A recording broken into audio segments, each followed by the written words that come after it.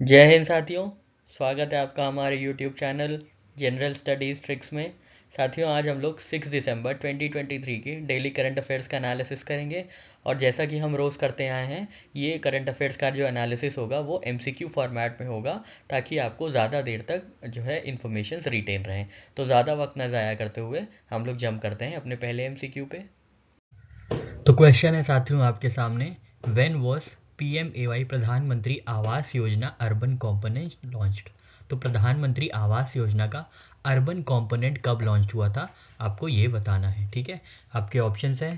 पहला ऑप्शन है जनवरी 1 2010, second option है अगस्त 15 2018, थर्ड ऑप्शन है मार्च 31 2020 और लास्ट ऑप्शन है साथियों आपके लिए 25 जून 2015। ठीक है, तो इसमें से बताना है आपको प्रधानमंत्री आवास योजना अर्बन कंपोनेंट कब लॉन्च हुआ था। इसका कॉन्टेक्स्ट, इस क्वेश्चन का कॉन्टेक्स्ट अभी हम लोग आंसर में डिस्कस करेंगे। फिलहाल के लिए आपको ये बताना है कि प्रधानमंत्री आवास योजना का अर्बन कंपोनेंट कब लॉन्च हुआ था। तो साथियों, इसका सही आंसर होगा जून 25 2015 को ये प्रधानमंत्री आवास योजना का अर्बन कंपोनेंट लॉन्च किया गया था। ठीक है, तो यहाँ हमें ये पता चल जाता है कि प्रधानमंत्री आवास योजना का जो अर्बन कंपोनेंट था वो 25 जून 2015 को लॉन्च किया गया था। ठीक है, अब देख लेते हैं ये न्यूज़ में क्यों था। तो न्यूज़ में इसलिए था साथियों, क्योंकि union housing and urban affair ministry ने बोला है कि जितने भी प्रधानमंत्री आवास योजना के अंतर्गत घर बनेंगे उन सब में लोगो होना चाहिए। इसीलिए ये जो न्यूज़ थी ये प्रधानमंत्री आवास योजना वाली वो इम्पोर्टेंट हो चुकी है। ठीक है, तो प्रधानमंत्री आवास योजना के अंतर्गत अर्बन एरिया में जितने भी घर बनेंगे उन सब में लोगो रहेगा, ताकि बेनिफिशियरी को आसानी से आइडेंटिफाई किया जा सके।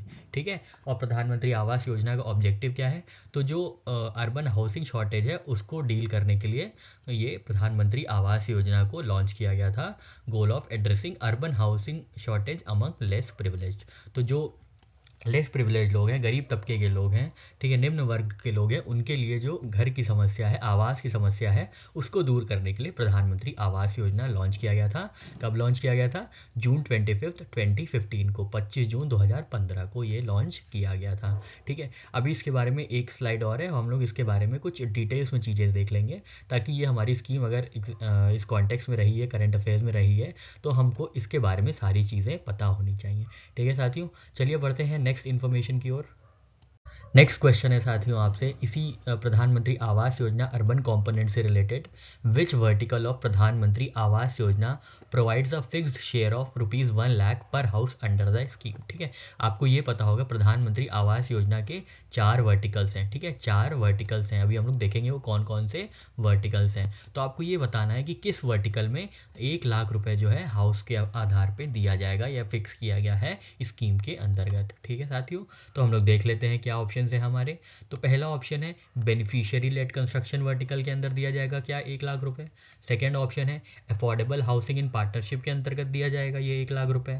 थर्ड ऑप्शन है इन साइटू स्लम रीडेवलपमेंट के अंदर दिया जाएगा, या लास्ट ऑप्शन है क्रेडिट लिंक्ड सब्सिडी स्कीम के अंदर दिया जाएगा। ठीक है, तो ये प्रधानमंत्री आवास योजना है, इसके 4 कंपोनेंट है। ठीक है, beneficiary led construction, affordable housing in partnership, in situ slum redevelopment और क्रेडिट लिंक्ड सब्सिडी स्कीम। तो ये 4 वर्टिकल्स हैं जिसके अंतर्गत प्रधानमंत्री आवास योजना जो है आवास मुहैया कराता है निम्न वर्ग के लोगों को, गरीब तबके के लोगों को। ठीक है, तो अब आपको ये बताना है कि जो 1 लाख वाली स्कीम है वो किस वर्टिकल में जो है प्रोविजन है इसका, किस वर्टिकल में 1 लाख रुपए तक का जो है मुआवजा या जो है समर्थन किया जाएगा। ठीक है, तो साथियों इसका सही आंसर है इन साइटू स्लम रीडेवलपमेंट स्कीम के अंदर। ठीक है, इन साइटू स्लम रीडेवलपमेंट के अंतर्गत 1 लाख रुपए जो है दिया जाएगा। ठीक है, तो अब हम लोग देख लेते हैं इसके बारे में। तो दिस प्रधानमंत्री Awas Yojana is implemented through 4 verticals. ठीक है, कौन कौन से अभी हम लोग ने देखा, beneficiary led construction, affordable housing in partnership, in situ slum redevelopment and credit linked subsidy scheme. ठीक है, तो ये 4 वर्टिकल्स हैं जिनके अंतर्गत प्रधानमंत्री आवास योजना को जो है इम्प्लीमेंट किया जा रहा है। ठीक है, अब यहाँ पे असिस्टेंस के बारे में देख लेते हैं जिसके बारे में हमारा क्वेश्चन था। तो central assistance provide a fixed share of 1 lakh rupee per house under ISSR in situ slum redevelopment और 1.5 लाख पर house under affordable housing in partnership and beneficiary led construction verticals. ठीक है, तो यहाँ पे 1 लाख रुपए है और इन दोनों में कितने कितने हैं, 1.5 लाख रुपए दिया जाएगा। ठीक है, 1.5 लाख रुपए यहाँ पे दिया जाएगा। ठीक है साथियों, तो ध्यान दीजिएगा 1 लाख रुपए इन साइटू स्लम रीडेवलपमेंट की प्रोविजन दी गई है, फिक्स की गई है, और 1.5 लाख पर house under affordable housing in partnership and beneficiary led construction. ठीक है साथियों, आशा करते हैं आपको यहाँ पे सारी चीज़ें क्लियर हुई होंगी। बढ़ते हैं अपने नेक्स्ट करंट अफेयर की ओर। नेक्स्ट क्वेश्चन है साथियों, which state sporting community is associated with Jimmy George foundation award. ठीक है, तो आपको बताना है कौन सी स्टेट की स्पोर्टिंग कम्युनिटी एसोसिएटेड है जिमी जॉर्ज फाउंडेशन अवार्ड से। ठीक है, तो जिमी जॉर्ज फाउंडेशन अवार्ड ये भी पूछ सकते हैं कि किस स्टेट का अवार्ड है, आपको ये बताना है। आपके ऑप्शन हैं, पहला ऑप्शन है कर्नाटका, सेकेंड ऑप्शन है तमिलनाडु, थर्ड ऑप्शन है महाराष्ट्र और फोर्थ ऑप्शन है केरला। तो इन चारों में से जिमी जॉर्ज फाउंडेशन अवार्ड किस स्टेट का है या किस स्टेट की स्पोर्टिंग कम्युनिटी उससे एसोसिएटेड है, आपने ये बताना है। तो साथियों इसका सही आंसर है केरला। ठीक है, केरला में जो है स्पोर्टिंग कम्युनिटीज़ हैं उनको ये दिया जाता है जिमी जॉर्ज फाउंडेशन अवार्ड। ठीक है, जो भी वहाँ पे अच्छे ओलंपियंस होते हैं, अच्छे एथलीट्स होते हैं, एक एक्सेल एथलीट्स होते हैं, उनको ये जिमी जॉर्ज जो है फाउंडेशन अवार्ड दिया जाता है। ठीक है, जो कि best sports person, emerging as best sports person of Kerala. ठीक है, तो केरला स्टेट का ये अवार्ड है जिमी जॉर्ज फाउंडेशन अवार्ड। और इस बार किसको मिला है, तो एम श्रीशंकर साहब को ये इस बार मिला है। ठीक है, एम श्रीशंकर साहब को ये अवार्ड मिला है। ठीक है, किसको मिला है, एम श्रीशंकर साहब को। और कैसे याद रखेंगे कि जिमी जॉर्ज फाउंडेशन अवार्ड किस स्टेट से रिलेटेड है, तो जे के बाद आता है के। ठीक है, JKLM। ठीक है, के से याद रखिएगा केरला। ठीक है, कर्नाटका से कंफ्यूज मत होइएगा या कश्मीर से कंफ्यूज मत होइएगा, याद रखिएगा केरला का ये अवार्ड है। और ये किसको मिला है इस बार, एम श्री शंकर साहब को ये अवार्ड मिला है। ठीक है, एम श्री शंकर साहब को जिमी जॉर्ज फाउंडेशन अवार्ड मिला है। ठीक है, एम श्री शंकर साहब को क्या मिला है, जिमी जॉर्ज फाउंडेशन अवार्ड। ठीक है साथियों, ध्यान दीजिएगा, और ये 35th एडिशन है इस अवार्ड का। ठीक है, जिमी जॉर्ज फाउंडेशन। ठीक है, तो जे के पहले क्या आता है, जे के बाद क्या आता है के, तो ये केरला का अवार्ड है। केरला से के से याद रखिएगा केरला, ना कि कर्नाटका। ठीक है साथियों, आशा करते हैं आपको ये करंट अफेयर की ट्रिक समझ में आई होगी। बढ़ते हैं अपने नेक्स्ट करंट अफेयर की ओर।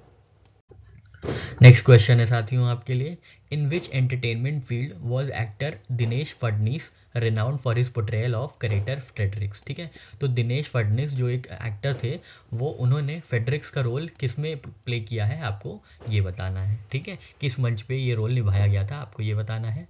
आपके ऑप्शन हैं थिएटर में, सेकेंड ऑप्शन है म्यूज़िक में, थर्ड ऑप्शन है टेलीविज़न में, या फोर्थ ऑप्शन है फिल्म्स में। तो इन चारों में से फ्रेडरिक नामक कैरेक्टर दिनेश फडणवीस साहब ने किस मंच पे या किस स्टेज पे परफॉर्म किया था, आपको ये बताना है। तो साथियों वो टेलीविज़न एक्टर थे, आप सबको पता होगा। ठीक है, ये जो फ्रेडरिक थे ये CID में आते थे, आप इनको जानते होंगे अगर आपने CID देखा होगा। ठीक है, CID के पास हर दिन कोई ना कोई केस रहता था। ठीक है, तो वो दया कुछ तो गड़बड़ है वाले साहब, प्रद्युमन साहब भी थे उसमें। ठीक है, तो उसके जो फ्रेडरिक साहब थे उनकी जो है डेथ हो गई है हार्ट अटैक से। ठीक है, ही सफर्ड हार्ट अटैक, जिसके बाद से वो जो है एक्सपायर कर गए हैं। ये बहुत ही दुखद बात है। और दिनेश फडणवीस साहब जो है वो फ्रेडरिक्स का रोल प्ले करते थे। ठीक है, तो याद रखिएगा इनका नाम फ्रेडरिक्स था, इनका असली नाम क्या है, तो दिनेश फडणवीस। ठीक है, दिनेश फडणवीस इनका असली नाम है, याद रखिएगा। दिनेश फडणवीस जो है फ्रेडरिक्स का रोल निभाते थे CID में। ठीक है साथियों, आशा करते हैं चीज़ें क्लियर हुई होंगी। बढ़ते हैं अपने नेक्स्ट करंट अफेयर की ओर। नेक्स्ट क्वेश्चन है साथियों, who has been officially announced as new chief minister of Telangana.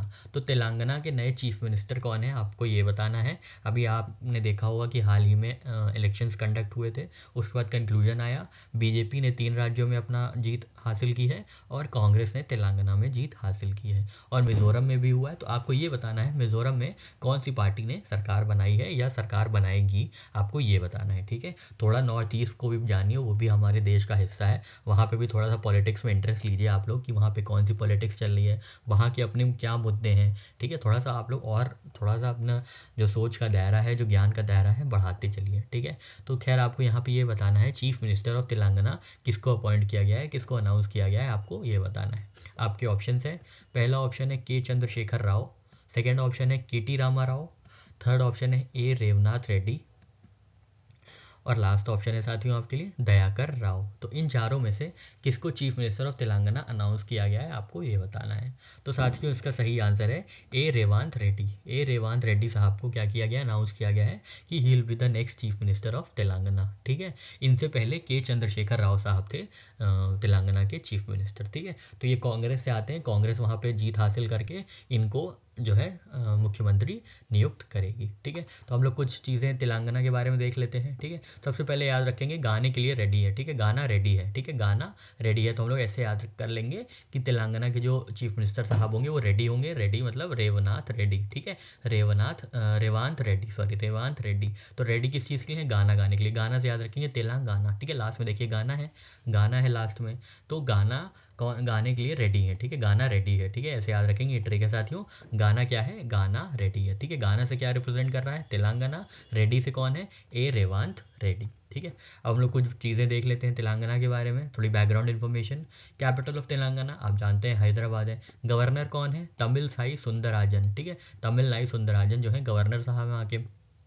ठीक है, उसके बाद स्टेट लेजिस्लेचर में क्या है, ये बाई कैमरल है। बाई कैमरल आपको पता है ना, मतलब जहाँ पे दो हाउसेज होते हैं। ठीक है, विधानसभा और विधान परिषद। ठीक है, लेजिस्लेटिव असेंबली या लेजिस्लेटिव काउंसिल, तो इनको बाई कैमरलिज्म कहते हैं। अगर वहाँ पे सिर्फ लेजिस्लेटिव असेंबली होती तो यूनी कैमरल कहते हैं, यूनी कैमरल लेजिस्लेचर।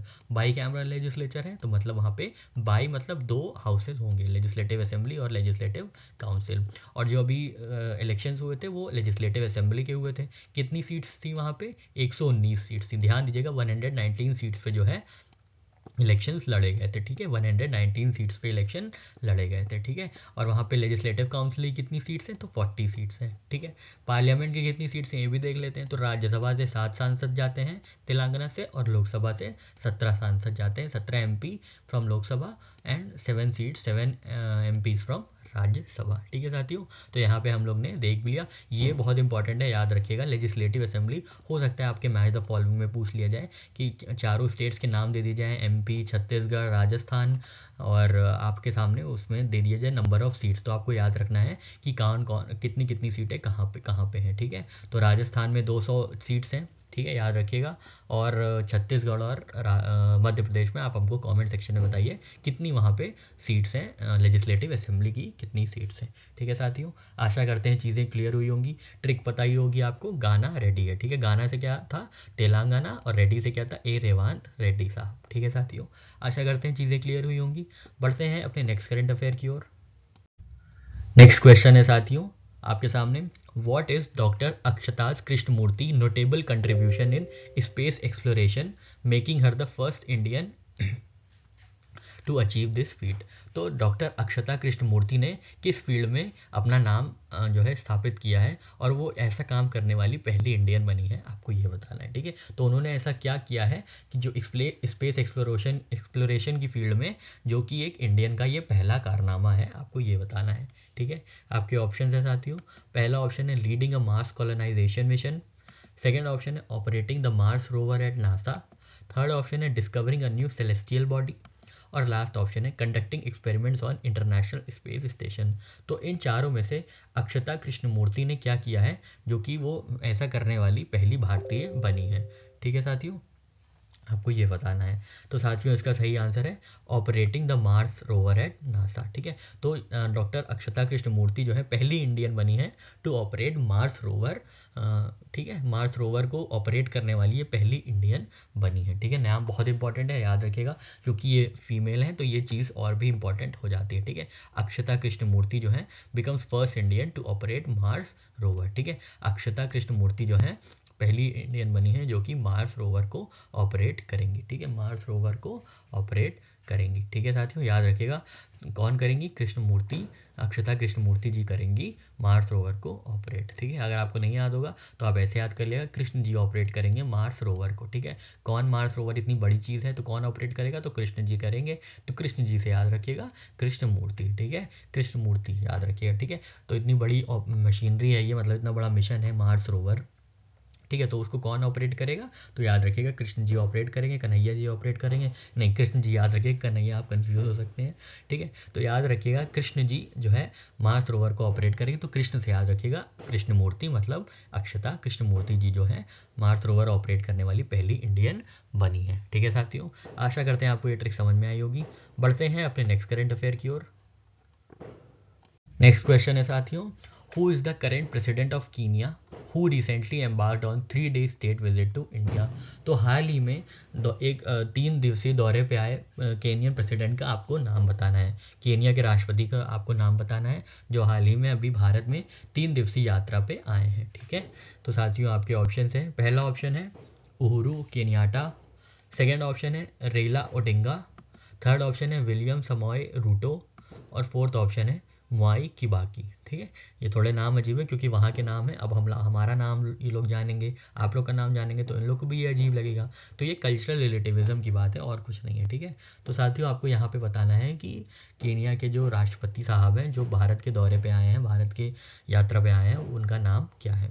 ठीक है, तो साथियों इसका सही आंसर है विलियम समॉय रूटो। ठीक है, विलियम समॉय रूटो। ठीक है साथियों, विलियम समॉय रूटो। ठीक है, तो केनिया के प्रेसिडेंट हैं विलियम समॉय रूटो, वो आए हैं भारत पे, भारत की विजिट पे 3 दिवसीय यात्रा पे आए हैं। तो याद रखिएगा केनिया के प्रेसिडेंट है, तो कैसे याद रखेंगे, रुके। ठीक है, रुके। ठीक है, रुके हैं। ठीक है, तो प्रेसिडेंट जी रुके हैं। ठीक है, प्रेसिडेंट रुके हैं। ठीक है, प्रेसिडेंट रुके हैं, याद रखिएगा केनिया के प्रेसिडेंट रुके हैं। ठीक है, केनिया के प्रेसिडेंट रुके हैं, रुके से कैसे याद रखेंगे, आर यू से रूटो, आर यू से रूटो और के ई से केनिया। ठीक है, आर यू से रूटो और के ई से केनिया, तो प्रेसिडेंट रुके हैं, ध्यान दीजिएगा। ठीक है, प्रेसिडेंट रुके हैं, ये आपके लिए ट्रिक है, ध्यान दीजिएगा। प्रेसिडेंट रुके हैं, रुके से क्या याद रखेंगे, आर यू से क्या याद रखेंगे, आर यू से रखेंगे रूटो और के ई से याद रखेंगे केनिया। ठीक है, आरू से रूटो और के से केनिया। ठीक है साथियों, आशा करते हैं चीज़ें क्लियर हुई होंगी। बढ़ते हैं अपने नेक्स्ट करंट अफेयर की ओर। नेक्स्ट क्वेश्चन है साथियों आपके लिए, according to recent National Crime Records Bureau report which Indian city has been ranked as safest for the third consecutive year. तो नेशनल क्राइम रिकॉर्ड ब्यूरो के अनुसार सबसे सेफ कंट्री कौन सी बनी है तीसरी बार लगातार इंडिया में, आपको ये बताना है। ठीक है, सबसे ज़्यादा खतरनाक, सबसे ज़्यादा डेंजरस तो हम लोग ने देख लिया था कि दिल्ली है, पर आपको बताना है सबसे सेफेस्ट सिटी कौन सी बनी है और वो तीसरी बार ये मुकाम हासिल किया है नेशनल क्राइम रिकॉर्ड ब्यूरो के अनुसार, आपको बताना है। आपके ऑप्शंस हैं, पहला ऑप्शन है पुणे, सेकंड ऑप्शन है हैदराबाद, थर्ड ऑप्शन है कोलकाता और फोर्थ ऑप्शन है मुंबई। ठीक है, तो इन चारों में से सबसे सेफ इंडियन सिटी कौन सी घोषित की गई है नेशनल क्राइम रिकॉर्ड्स ब्यूरो के अनुसार। तो साथियों इसका सही आंसर है कोलकाता। ठीक है, जहाँ पे कोई काटा नहीं जाएगा वही सबसे सेफ सिटी होगी। ठीक है, जहाँ पे कोई काटा नहीं जाएगा, काटा से याद रखेंगे कोलकाता। ठीक है, जहाँ पे कोई काटा नहीं जाएगा वही सबसे सेफ सिटी होगी। ठीक है, आशा करते हैं आपको ये ट्रिक समझ में आई होगी। ठीक है, कोलकाता के बाद सबसे सेफ सिटी कौन बनी है, तो पुणे बनी है, पुणे के बाद बनी है हैदराबाद। ठीक है, पुणे के बाद कौन सी बनी है, KPH, याद रखिएगा। वैसे तो इतना लिस्ट नहीं पूछनी चाहिए, फिर भी आप याद रखिएगा KPH। ठीक है, KPH सेफ सिटी कौन है, KPH सेफ सिटी है। ठीक है, सेफ सिटी कौन है, KPH है। वैसे अगर आपको लिस्ट पूछे तो ये याद रखिएगा, अगर आपको पूछे कि स्पेसिफिक सिटी ही पूछ ले जैसे ये क्वेश्चन में पूछा गया है, तो आप याद रखेंगे जहाँ पे कोई काटा नहीं जाएगा, ये ट्रिक है आपके लिए, जहाँ पे कोई काटा नहीं जाएगा वही सबसे सेफ सिटी होगी। ठीक है, जहाँ पे कोई काटा नहीं जाएगा, काटा कौन है, कोलकाता। ठीक है, कोलकाता सेफ कहाँ है, जहाँ पे काटा नहीं जाएगा। ठीक है साथियों, आशा करते हैं ये ट्रिक समझ में आई होगी। बढ़ते हैं अपने नेक्स्ट करंट अफेयर की ओर। नेक्स्ट क्वेश्चन है साथियों, what is the approximate growth in market capitalization of India's stock market in less than 3 years as highlighted by recent milestone of surpassing $4 trillion। ठीक है, तो आपको बताना है कि इंडियन स्टॉक मार्केट की मार्केट कैपिटलाइजेशन की ग्रोथ कितनी हुई है इन 3 सालों में, जब भी उसने $4 ट्रिलियन का जो आंकड़ा है या डेटा है उसको पास कर लिया है। ठीक है, तो आपको बताना है इंडियन स्टॉक मार्केट की जो है मार्केट कैपिटलाइजेशन कितनी हो गई है। ठीक है साथियों, आशा करते हैं आपको क्वेश्चन समझ में आया होगा। अब हम लोग ऑप्शन देख लेते हैं। तो पहला ऑप्शन है $500 billion, सेकेंड ऑप्शन है $1 trillion, थर्ड ऑप्शन है $2 trillion और फोर्थ ऑप्शन है $3 trillion। तो अप्रॉक्सीमेट ग्रोथ कितनी हुई है मार्केट कैप में इंडियन स्टॉक मार्केट की, आपको ये बताना है। तो साथियों इसका सही आंसर है $1 ट्रिलियन, ठीक है, $1 ट्रिलियन। तो अभी आपने देखा होगा इंडियन स्टॉक मार्केट ने अचीव किया है significant milestone, surpassing a market value of over $4 trillion, ठीक है। मार्केट वैल्यू जो है इंडियन स्टॉक मार्केट की वो अचीव कर ली है अराउंड $4 ट्रिलियन, ठीक है। This development highlights rapid growth of world fifth largest equity market, closing the gap with struggling Hong Kong, ठीक है। In less than 3 years the market capitalization of companies listed on India exchanges has surged by $1 trillion. तो Indian market capitalization जो है, Indian stock market की जो companies है उनका जो मार्केट कैपिटलाइजेशन है वो सर्च किया है भाई $1 ट्रिलियन, ठीक है। आपको हमेशा ही ये पता रहेगा, आप अब तक रट लिए होंगे कि ये $4 ट्रिलियन हो गया है, पर जो थोड़ी सी निटिग्रिटीज़ हैं उनको भी आपको याद रखना है, ठीक है। तो सर्च कितना किया गया बाय $1 ट्रिलियन, 3 सालों में $1 ट्रिलियन जो है सर्च किया है, ठीक है। और जो इस साल की ग्रोथ है वो कितनी है, 13% ग्रोथ है, ठीक है। इंडियन की stock benchmarks already trading at all time high levels have experienced a remarkable 13% increase this year, ठीक है। तो 30% इंक्रीज किया है इस साल में, ठीक है साथियों। आशा करते हैं चीज़ें समझ में आई होंगी। बढ़ते हैं अपने नेक्स्ट करंट अफेयर की ओर। नेक्स्ट क्वेश्चन है साथियों आपके सामने, in which field did Shawn Davis achieve remarkable success before his passing at the age of 57। तो शॉन डेविस किस फील्ड में जो है रिमार्केबल सक्सेस अचीव किए थे, आपको ये बताना है, ठीक है। तो आपके ऑप्शन हैं, पहला ऑप्शन है मैथमेटिक्स, सेकेंड ऑप्शन है बॉडी बिल्डिंग, थर्ड ऑप्शन है एस्ट्रोफिजिक्स और फोर्थ ऑप्शन है पॉलिटिकल साइंस। तो इन चारों में से शॉन डेविस किस फील्ड से एसोसिएटेड थे, आपको ये बताना है, ठीक है। किस फील्ड में उन्होंने अपना एक मुकाम बनाया था, आपको ये बताना है, ठीक है। तो साथियों इसका सही आंसर है बॉडी बिल्डिंग, ठीक है। बॉडी तो शॉन डेविस ने बॉडी बिल्डिंग में एक मुकाम हासिल किया था और ये मिस्टर यूनिवर्स भी बने थे बॉडी बिल्डर, ठीक है। मिस्टर यूनिवर्स बॉडी बिल्डर ये बने थे।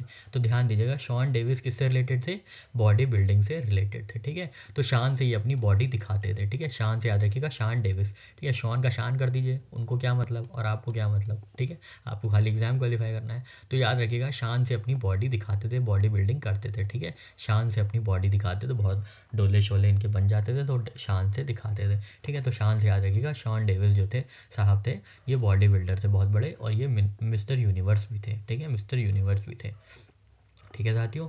और ये कहाँ से आते हैं, ये इंग्लैंड से आते हैं, ठीक है। ईस्ट इंग्लैंड से ही आते हैं, ठीक है। तो ये भी याद रख लीजिएगा कि शॉन डेविस साहब है वो ईस्ट इंग्लैंड से आते हैं, ठीक है साथियों। आशा करते हैं आपको ये करंट अफेयर की ट्रिक समझ में आई होगी, शान से अपनी बॉडी दिखाते थे। अब बढ़ते हैं अपने नेक्स्ट करंट अफेयर की ओर हम लोग। नेक्स्ट क्वेश्चन है साथियों आपके सामने, who is the central character Zeba in Huma Qureshi's debut fantasy fiction novel, ठीक है। तो ज़ेबा कौन सी सेंट्रल कैरेक्टर है हुमा कुरैशी की डेब्यू फैंटेसी फिक्शन नॉवल में, आपको ये बताना है। आपके ऑप्शन हैं, पहला ऑप्शन है अ फियरलेस जर्नलिस्ट, सेकेंड ऑप्शन है अ रेनाउंड साइंटिस्ट, थर्ड ऑप्शन है एक्सीडेंटल सुपर हीरो और लास्ट ऑप्शन है आपके लिए अ टाइम ट्रैवलिंग एडवेंचरर। तो इन चारों में से ज़ीबा कौन है हुमा कुरैशी की जो डेब्यू फैंटास्टिक फिक्शन नॉवल है, ठीक है। तो साथियों इसका सही आंसर है वो एक्सीडेंटल सुपर हीरो है, ठीक है। तो हुमा कुरैशी ने अभी हाल ही में लॉन्च किया है Zeba N accidental superhero fantasy fiction novel, ठीक है। फैंटेसी फिक्शन नॉवल ज़ेबा किसकी है, तो हुमा कुरैशी की है, याद रखिएगा, ठीक है। Zeba N accidental super hero, जो कि एक सुपर हीरो के बारे में कहानी होगी, ठीक है। तो हुमा कुरैशी ने लॉन्च किया है साथियों Zeba an accidental superhero fantasy fiction novel, ठीक है साथियों। चलिए बढ़ते हैं अपने नेक्स्ट करंट अफेयर की ओर। नेक्स्ट क्वेश्चन है साथियों आपके सामने, who is Ahmed recently featured in Google Doodle. तो रिसेंटली गूगल डूडल में फीचर होने वाला है अहमद कौन है, आपको ये बताना है, ठीक है। आपके ऑप्शन है साथियों, पहला ऑप्शन है एंशिएंट फिलोसोफर, सेकेंड ऑप्शन है हिस्टोरिक एक्सप्लोरर, थर्ड ऑप्शन है मैजेस्टिक एलिफेंट और फोर्थ ऑप्शन है रिनाउंड आर्टिस्ट, ठीक है। इन चारों में से अहमद कौन है, आपको ये बताना है, जिसको अभी गूगल डूडल ने फीचर किया था। तो साथियों इसका सही आंसर है अ मैजेस्टिक एलिफेंट, ठीक है। अ मैजेस्टिक एलिफेंट है अहमद, ठीक है। ये देखिए ये बने हुए हैं अहमद साहब, इनकी ट्रंक के लिए ये एक्स्ट्रा ऑर्डिनरी ट्रंक है इनकी, जिसकी वजह से इनको जो है गूगल डूडल ने फीचर किया था, ठीक है।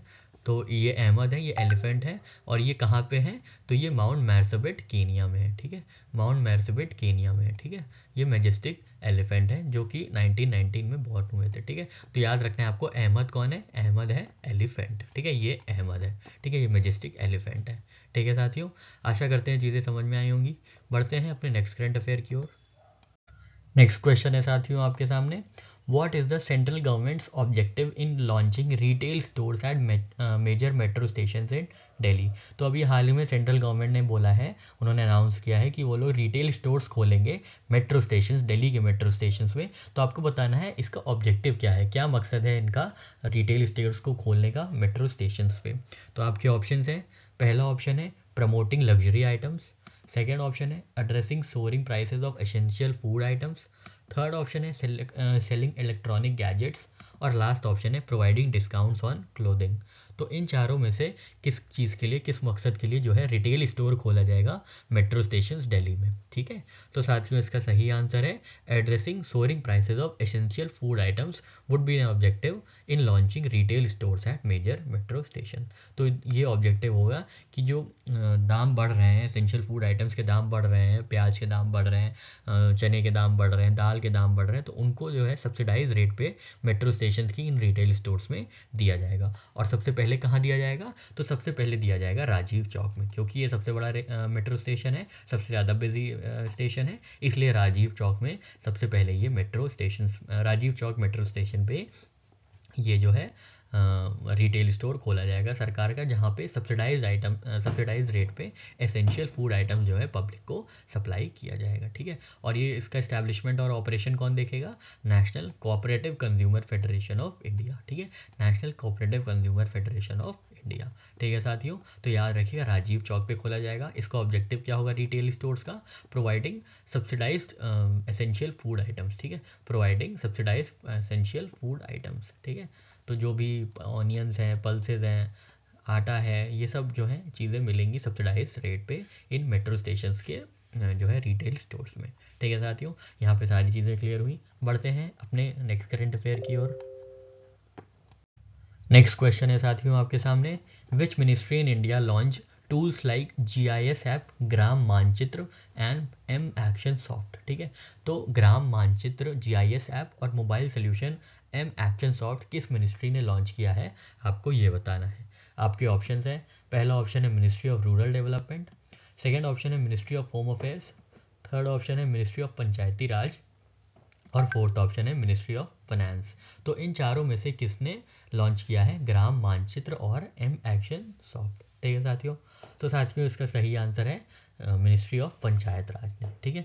मिनिस्ट्री ऑफ पंचायती राज ने ग्राम पंचायत को एम्पावर करने के लिए और स्पेशल प्लानिंग को प्रमोट करने के लिए क्या लॉन्च किया है, ग्राम मानचित्र। मानचित्र मतलब होता है मैप, ठीक है। तो ग्राम का, पूरे गांव का एक मैप होगा जिसके हिसाब से प्लानिंग की जा सकेगी, कौन सी नाली कहाँ बननी है, कौन सा घर कहाँ बनना है, या कौन सा भवन कहाँ बनना है, कौन सी रोड कहाँ तक जानी है, ठीक है। तो पूरी जियो स्पेशल टेक्नोलॉजी को यूज़ किया जाएगा M एक्शन सॉफ्ट के माध्यम से, ठीक है। इस प्रकार क्या होगा, ग्राम पंचायत डेवलपमेंट प्लान जो है वो बहुत ही इंक्लूसिव रहेगा, बहुत ही ऑप्टिमाइज रहेगा, जिसकी वजह से जो रिसोर्सेज हैं बहुत ही एफिशिएंटली एलोकेट होके मैक्सिमम बेनिफिट प्रदान कर पाएंगी गांव वालों को, या ग्राम सभा को, या गांव में जितने भी लोग हैं उनको, ठीक है। तो याद रखिएगा ग्राम मानचित्र और M एक्शन सॉफ्ट किसकी स्कीम है, किस मिनिस्ट्री ने लॉन्च किया है, तो मिनिस्ट्री ऑफ पंचायती राज ने लॉन्च किया है, ठीक है। भूल मत जाइएगा या कंफ्यूज मत होइएगा मिनिस्ट्री ऑफ रूरल डेवलपमेंट से, ठीक है। ग्राम मानचित्र ग्राम से क्या रिलेटेड है, तो ग्राम में क्या है, ग्राम में पंचायती राज होता है, ठीक है। गाँव में क्या होता है, पंचायत होती है। तो ग्राम मानचित्र से याद रखिएगा कि मिनिस्ट्री ऑफ पंचायती राज जो है ये जो GIS टूल है, GIS ऐप है, ये लॉन्च किया है किसने, मिनिस्ट्री ऑफ पंचायती राज ने। किस लिए, ताकि जो है ऑप्टिमाइज ग्राम पंचायत डेवलपमेंट प्लान फॉर्म किया जा सके, ठीक है। ग्राम पंचायत डेवलपमेंट प्लान जो है वो ऑप्टिमाइज तरीके से प्लान किया जा सके, ठीक है साथियों। आशा करते हैं चीज़ें आपको समझ में आई होंगी। बढ़ते हैं अपने नेक्स्ट करंट अफेयर की ओर। नेक्स्ट क्वेश्चन है साथियों आपके सामने, what is the name of world largest experimental nuclear fusion reactor recently unveiled by Japan, ठीक है। तो आपको बताना है largest experimental nuclear fusion reactor का नाम, जो कि हाल ही में इनॉग्रेट किया गया है, अनवील किया गया है जापान द्वारा। ठीक है, आपके ऑप्शन हैं, पहला ऑप्शन है JT60SX, सेकेंड ऑप्शन है JT60SA, थर्ड ऑप्शन है J Fusion 1 और लास्ट ऑप्शन है फ्यूजन X1000। ठीक है, इन चारों में से क्या नाम है न्यूक्लियर फ्यूजन रिएक्टर का, आपको ये बताना है। ठीक है, तो साथियों इसका सही आंसर है ऑप्शन बी JT60SA। ठीक है, JT60SA जो है लॉन्च किया गया है किसके द्वारा, जापान के द्वारा। ठीक है, तो याद रखिएगा जे से ही जापान है, जे से ही JT है, तो याद रखिएगा JT60SA जो है वर्ल्ड का largest experimental nuclear fusion reactor है। ठीक है, फ्यूजन है, याद रखिएगा फिजन नहीं है। ठीक है, और ये कहाँ पे खोला गया है, तो JT है, नाम में ही जे है, तो जापान में ये अनवील किया गया है। ठीक है साथियों, न्यूक्लियर फ्यूजन रिएक्टर खोला गया है, क्या नाम है इसका, एक बार फिर से देख लीजिएगा, JT60SA। ठीक है, JT60SA। ठीक है, आशा करते हैं चीज़ें समझ में आई होंगी। बढ़ते हैं अपने नेक्स्ट करंट अफेयर की ओर। नेक्स्ट क्वेश्चन है साथियों आपके सामने, which award did Amazon India receive on International Day of Persons with Disabilities. तो International Day of Persons with Disabilities के दौरान अमेजॉन इंडिया को कौन सा प्राइज़ दिया गया था, आपको ये बताना है। आपके ऑप्शंस हैं, पहला ऑप्शन है National Award for Excellence in e commerce, second option है National Award for Empowerment of Persons with Disabilities, third option है International Award for Social Responsibility और फोर्थ ऑप्शन है President's Award for Inclusive Business Practices. तो इन चारों में से कौन सा अवार्ड दिया गया है अमेजॉन इंडिया को, आपको ये बताना है। ठीक है, तो साथियों इसका सही आंसर है National Award for Empowerment of Person with Disabilities. तो अमेजॉन इंडिया जो है इन्होंने जीता है National Award for Empowering Individuals with Disabilities. ठीक है, तो Amazon India received National Award for Empowerment of Person with Disabilities from President Droupadi Murmu ji. ठीक है, तो अमेजॉन इंडिया को क्या मिला है, इंडिविजुअल्स विद डिसेबिलिटीज़ को एम्पावर करने के लिए अवार्ड मिला है। ठीक है, अमेजिंग बात है, याद रखिएगा, एम्पावर करना, डिसेबल्स को एम्पावरमेंट करना, एम्पावर करना बहुत ही अमेजिंग बात है, आप ऐसे याद रखिएगा। तो अमेजॉन इंडिया को ये अवार्ड मिला है। ठीक है, तो डिसेबिलिटीज़ को एम्पावर करना बहुत अच्छी बात है, अमेजिंग बात है, इसलिए अमेजॉन इंडिया को ये अवार्ड मिला है। कौन सा अवार्ड मिला है साथियों, national Award for Empowerment of Persons with Disabilities. ठीक है, ट्रिक समझ में आई आपको, एम्पावरमेंट, पर्सन विद डिसेबिलिटीज़ को एम्पावर करना अमेजिंग काम है, अमेजिंग से याद रखेंगे अमेजॉन इंडिया, और एम्पावर करना पर्सन विद डिसेबिलिटीज़ को कैसे याद रखेंगे, ये तो नेशनल अवार्ड का ही नाम है, तो आप ऐसे आराम से लिंक कर लेंगे। ठीक है साथियों, आशा करते हैं चीज़ें समझ में आई होंगी, ट्रिक समझ में आई होगी। बढ़ते हैं अपने नेक्स्ट करंट अफेयर की ओर। साथियों आपको बताना है what is the theme of world Soil day which was observed on 5 दिसंबर 2023। तो हम लोग सॉइल डे कब मनाते हैं, 5 दिसंबर 2023 को। तो आपको ये बताना है कि इस बार की थीम क्या थी वर्ल्ड सॉइल डे की। आपके ऑप्शन हैं, पहला ऑप्शन है sustainable soil management, second option है soil and water a resource of life, third option है प्रिजर्विंग अर्थ फाउंडेशन और फोर्थ ऑप्शन है ग्लोबल सॉइल अवेयरनेस। तो इन चारों में से वर्ल्ड सॉइल डे की थीम क्या है, आपको ये बताना है।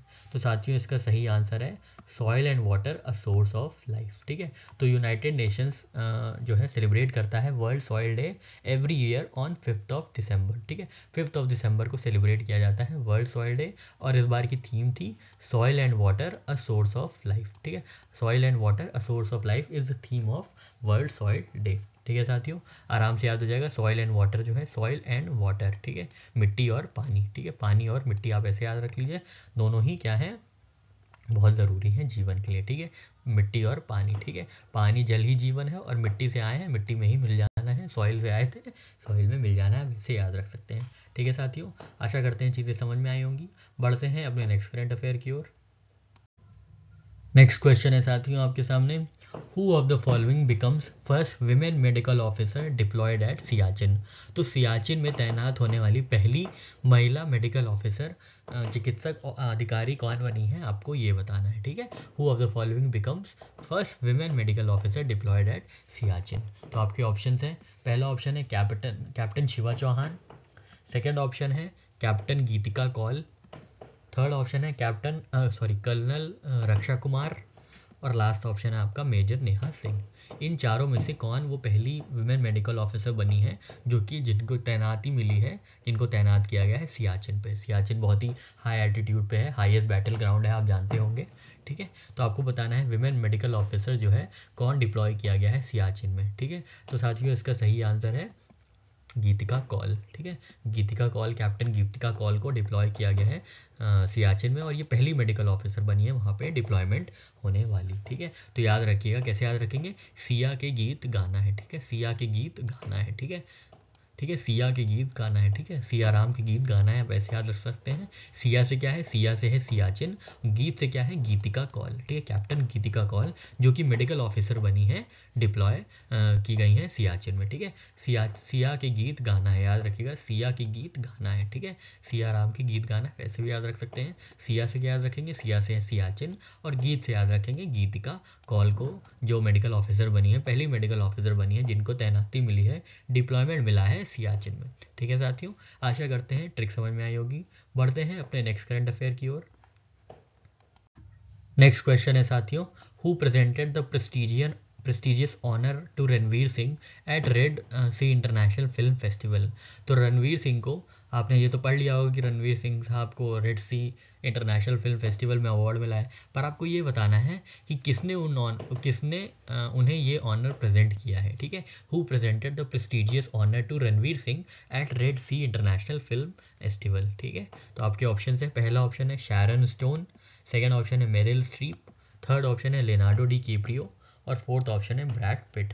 तो इन चारों में से किसने रणवीर सिंह को Red Sea International Film Festival में प्रेस्टिजियस ऑनर दिया है? ठीक है, तो साथियों इसका सही आंसर है शैरॉन स्टोन ने। ठीक है, तो आपको याद रखना है रणवीर सिंह जो है उनको मिला है prestigious honour from Sharon Stone at Red Sea International Film Festival. ठीक है, तो रणवीर सिंह को ऑनर किया गया था for his significant contributions to cinema. ठीक है, Red Sea International Film Festival में रणवीर सिंह को ये जो है ऑनर किया गया था, अवार्ड दिया गया था। तो आर से ही रेड सी है और आर से ही रणवीर सिंह है, आप ये याद रखिएगा। इनको अवार्ड किसने दिया, जो इनके नाम के आगे आते हैं, तो आर के बाद आता है एस, एस से शैरॉन स्टोन। ठीक है, शैरॉन स्टोन। ठीक है, तो आप ऐसे याद रख लेंगे ट्रिक लगा के, इसमें ज़्यादा दिमाग लगाने की ज़रूरत नहीं है। अगर आपसे पूछा जाएगा तो इतना ही पूछा जाएगा, नहीं तो नहीं पूछा जाएगा। ठीक है, तो याद रखिएगा रेड सी इंटरनेशनल फेस्टिवल में किसको अवार्ड मिला है, तो आर से है रेड सी, आर से है रेड, और आर से ही है रणवीर सिंह। तो रणवीर सिंह को अवार्ड मिला है। रणवीर सिंह को किसने अवार्ड दिया है ये, तो रणवीर, आर के बाद आता है, आर से है रणवीर सिंह, आर के बाद आता है एस, तो एस से शैरॉन स्टोन। ठीक है साथियों, आशा करते हैं आपको ये करंट अफेयर की ट्रिक समझ में आई होगी। बढ़ते हैं अपने नेक्स्ट करंट अफेयर की ओर। साथियों यहाँ पे हम लोग बैंकिंग सेगमेंट शुरू कर रहे हैं।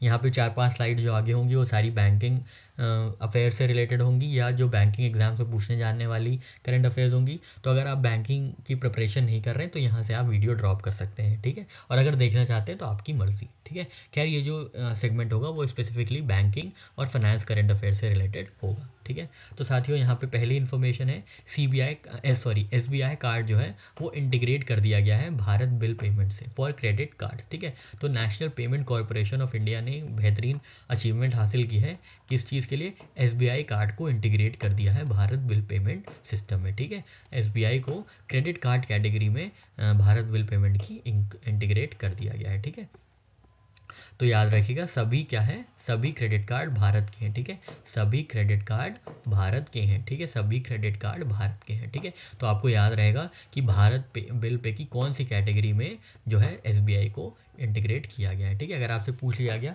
कि SBI को किस कैटेगरी में इंटीग्रेट किया गया है तो आपको ये ट्रिक पता होगी, सभी क्रेडिट कार्ड भारत के हैं। ठीक है, अगर आपसे ये पूछ लिया गया कि SBI ने किसकी क्रेडिट कार्ड कैटेगरी में इंटीग्रेट किया है तो आपको याद रहेगा सभी क्रेडिट कार्ड भारत के हैं, तो भारत से भारत बिल पेमेंट। ठीक है, भारत बिल पे। ठीक है, साथियों याद रखिएगा SBI ने सब। और अगर आपसे पूछा जाएगा किसने credit card category of Bharat पे को इंटीग्रेट किया गया है तो आप याद रखेंगे सभी को इंटीग्रेट कर दिया है, सभी क्रेडिट कार्ड जो है भारत के हैं। सभी से क्या याद रखेंगे, SBI। ठीक है, सभी से क्या याद रखेंगे, SBI। ठीक है, सभी क्या है, सभी क्रेडिट कार्ड भारत के हैं। ठीक है, सभी क्रेडिट कार्ड क्या है, भारत, CC मतलब क्रेडिट कार्ड भारत के हैं। ठीक है, अगर आपसे कहीं से भी तीनों डायमेंशन में से कहीं से भी पूछता है क्वेश्चन, आप बहुत आसानी से ये बता लेंगे। ठीक है साथियों, चलिए बढ़ते हैं अपने नेक्स्ट करंट अफेयर की ओर।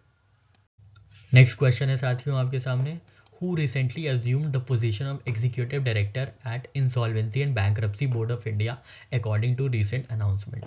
तो recent announcement के अनुसार एग्जीक्यूटिव डायरेक्टर की जो पोजीशन है वो किसको मिली है, insolvency and bankruptcy board of India में, आपको ये बताना है। ठीक है, आपके ऑप्शंस हैं, पहला ऑप्शन है नेहा गुप्ता, सेकंड ऑप्शन है राजेश शर्मा, थर्ड ऑप्शन है स्नेहा कपूर और फोर्थ ऑप्शन है जितेश जॉन। ठीक है, जितेश जॉन फोर्थ ऑप्शन है आपके लिए। तो इन चारों में से किसने एग्जीक्यूटिव डायरेक्टर का पद ग्रहण किया है insolvency and bankruptcy board of India में, आपको ये बताना है। ठीक है, तो साथियों इसका सही आंसर है जितेश जॉन ने। ठीक है, जितेश जॉन ने, जो कि इंडियन इकोनॉमिक सर्विस ऑफिसर हैं 2001 बैच के, उनको ये जो है पद मिला है, जो पोजीशन मिली है एग्जीक्यूटिव डायरेक्टर की insolvency and bankruptcy board of India में। ठीक है, तो इसको कैसे याद रखेंगे, इसको याद रखेंगे जीबी। ठीक है, जो हम लोग टंग क्लीनर कहते हैं ना, जीबी। ठीक है, तो ऐसे याद रखिएगा JIBBI।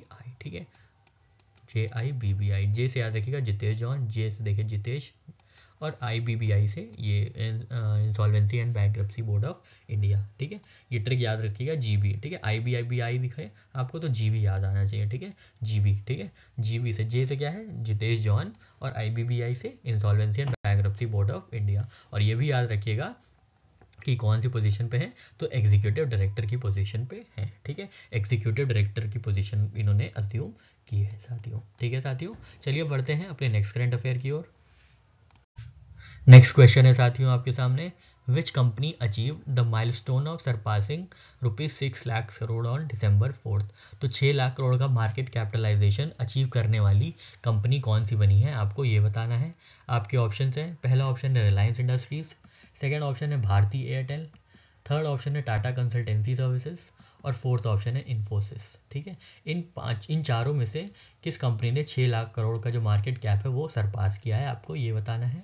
और इसका सही आंसर है साथियों भारती एयरटेल। ठीक है, भारती एयरटेल जो है becomes one of the leading becomes 8th company to surpass 6 lakh crore on December 4। ठीक है, और ऊपर कौन सी कंपनी है, तो रिलायंस है, TCS है, HDFC बैंक है, ICICI बैंक है, हिंदुस्तान यूनिलीवर लिमिटेड है, इन्फोसिस है और नेक्स्ट भारती एयरटेल है। तो याद रखिएगा भारती एयरटेल जो है 8th कंपनी बनी है, क्या करने वाली, सरपास करने वाली मार्केट कैप 6 लाख करोड़। ठीक है, 6 लाख करोड़ वो ब्रीच करने वाली जो है 8वीं कंपनी बनी है। ठीक है, 8वीं कंपनी कौन सी बनी है, भारती एयरटेल। ठीक है साथियों, आशा करते हैं चीज़ें समझ में आई होंगी।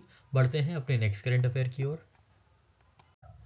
नेक्स्ट क्वेश्चन है साथियों आपके सामने, where does Bajaj group rank among business houses in terms of market capitalization achievement.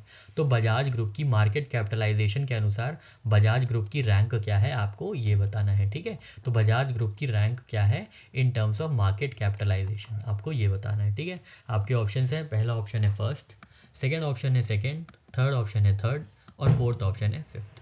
तो इन चारों में से मार्केट कैपिटलाइजेशन के अनुसार बजाज ग्रुप की कौन सी रैंक है, आपको ये बताना है।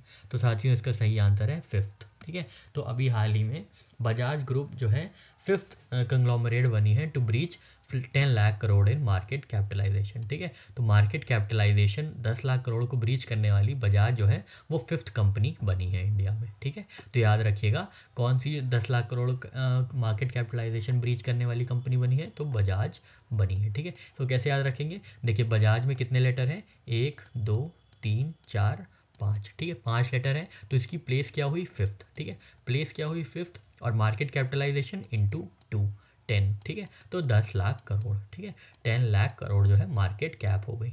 ठीक है साथियों, आशा करते हैं आपको ये ट्रिक समझ में आई होगी। एक बार फिर देख लेते हैं। देखिए बजाज का क्या, बजाज आप देखिएगा तो पहले लेटर काउंट कर लीजिएगा, तो 1 2 3 4 5 है, तो बजाज की रैंक फिफ्थ है एज पर मार्केट कैप। ठीक है, मार्केट कैप के अनुसार जो बजाज की रैंक है वो फिफ्थ है, और वो कितना है, इनका मार्केट कैपिटलाइजेशन कितना ब्रीच किया है, तो फिफ्थ 5/2, फिफ्थ रैंक है तो 5/2 कर दिया जाए तो 10 लाख करोड़ जो है इन्होंने ब्रीच करके 5th कंपनी बनी है इंडिया की जिन्होंने 10 लाख करोड़ की मार्केट कैप ब्रीच की है। ठीक है, इससे पहले किसने कर लिया है, इससे पहले त्रिहा ने कर लिया है। ठीक है, त्रिहा TRIH।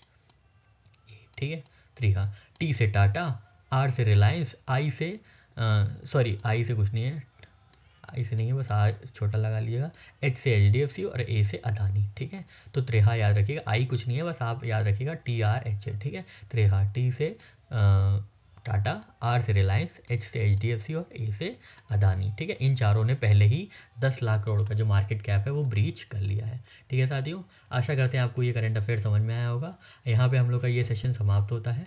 हम लोग कल फिर मिलेंगे अपने नए करंट अफेयर्स के साथ। तब तक के लिए साथियों, जय हिंद, जय भारत।